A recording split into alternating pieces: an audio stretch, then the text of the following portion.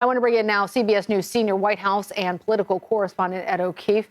Ed, tell us, where does the Biden administration stand now on this expected deal?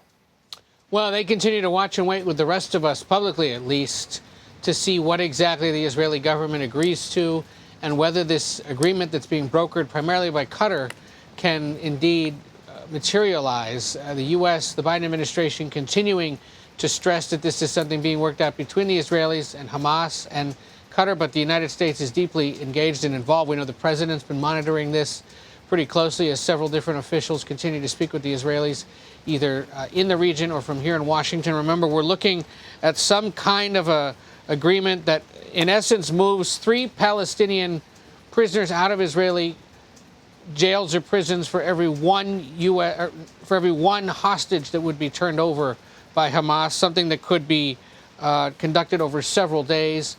Women and children are the priorities in the release.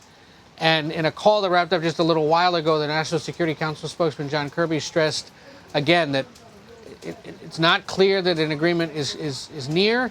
And even if it was, it could still take several hours, if not days, to start this process of getting hostages out and then prisoners turned over to authorities there in Gaza. So it's an incredibly fluid situation that Washington is watching quite closely, Lana. Yeah, it seems that everybody involved is really holding their breath at this moment, knowing that it could all fall apart in an instant.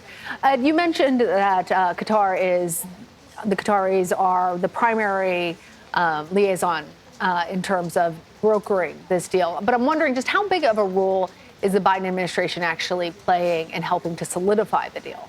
Yeah, well, they're not involved in the most direct parts of this, but they're certainly encouraging the Israelis to take the deal. Of course, we've heard the president and other administration officials talk about the need for humanitarian pauses to ensure that aid can get through, and been generally supportive of the idea that hostilities would cease, at least temporarily, while some kind of an exchange was conducted. We know that various U.S. officials, Brett McGurk, the president's senior Middle East envoy, a guy named Amos Hochstein, who deals with energy matters primarily, but is an expert on the Middle East as well, have been in the region talking to Israeli, Lebanese, Qatari, and other officials across that region about this deal and about sort of the future of the conflict and the future political situation in that region once this conflict starts to subside. And then here at the White House, again, John Kirby a little while ago reminding reporters that while he isn't necessarily engaged in every minute detail, the president has been updated repeatedly in recent days as the talks continued. He spoke a little while ago on an unrelated matter and told reporters that he's ready to talk about that situation once it is resolved. Clearly, he's eager to do so, but we know he's closely monitoring the situation from here.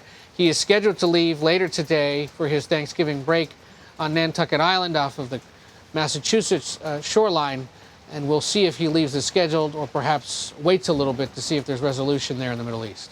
Ed, just moments ago, Prime Minister Benjamin Netanyahu was speaking to reporters. He said that the IDF will continue until their objectives are achieved. He didn't release any parts of any additional information about a potential deal. And we know that it has to go through several steps.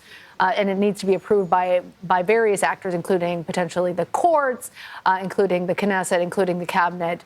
Where are the pitfalls that we're looking at when we're trying to see if Israel is actually going to approve this agreement? That's a question for our colleagues in the Middle East, Lana, who've been following that side of the equation more closely than I have. But certainly, I think, as we heard there in the State Department briefing from the spokesman, Matt Miller, one of the concerns that at least U.S. officials would have, and certainly Israeli officials too, is, how much can you trust these guys, those running Hamas, either the political leadership that's based in Qatar or those on the ground in Gaza who will be responsible for locating and then turning over various hostages? How can you verify that, in fact, they are alive, that they're in good shape, that they can be turned over? How can they verify exactly how many people have been taken hostage? And then, there'll be other details like that, undoubtedly, that are tying this up.